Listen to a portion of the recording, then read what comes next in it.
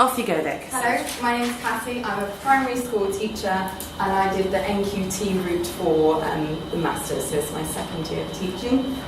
I wanted to look at implementing inquiry-based learning and in a year 4 class in a primary school and see the effect on mathematics. So my setting is that it's on the outskirts of Brighton and Hove.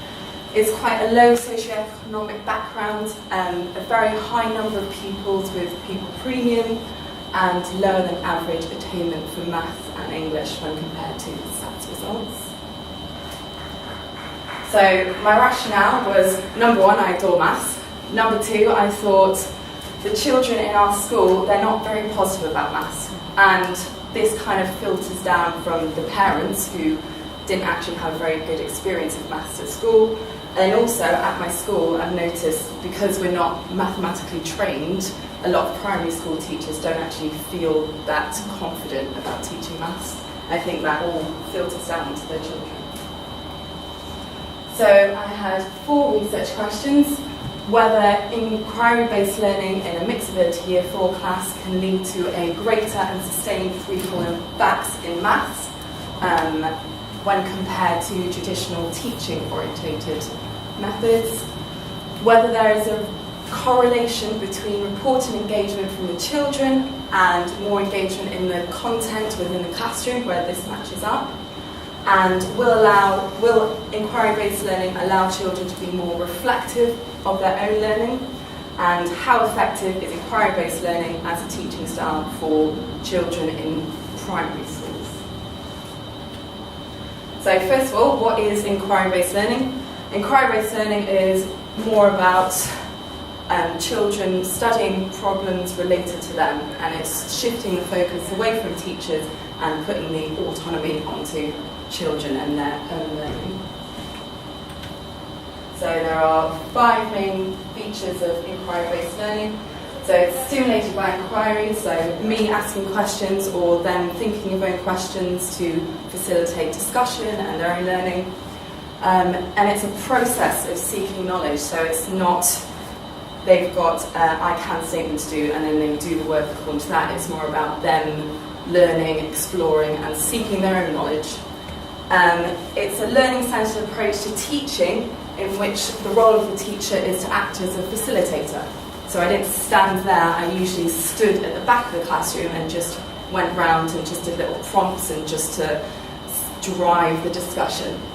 It's a move to self-directed learning, which is quite difficult for year 4, so they're 8 to 9 years old. And they're taking more responsibility for their own learning. And it's an active approach to learning. So I span this little umbrella. So inquiry-based learning, this includes project-based learning, which if you're a doctor, they do PBL learning to become a doctor, so we know that it works in older pupils. Cooperative learning, flipped instruction, blended learning, and PBL learning. So by children actually being actively involved in their learning, they're doing it, so constructivism again. And I found that inquiry-based learning has got concrete foundation in 2 prevalent theories, which is experiential learning theory by Cole and constructivist theory by Bruner. So experiential learning theory is all about where knowledge is created through the transformation of experience. So if the children are experiencing things, they remember it more and they actually learn of it. And constructive theory is learning from an experience, and as a teacher, I've got to make it related to their own experiences, their society, and their interests. So what I decided to do as part of my, to get the lessons, I made contact with a school in Switzerland, so the École International School of Geneva, where my mum's a teacher, that's how I managed to do it. And luckily I managed to get their curriculum, because their curriculum is the PYP programme, and their whole primary school curriculum is based on inquiry-based learning. So they do themes, and for every year they have some form of inquiry-based learning for everything.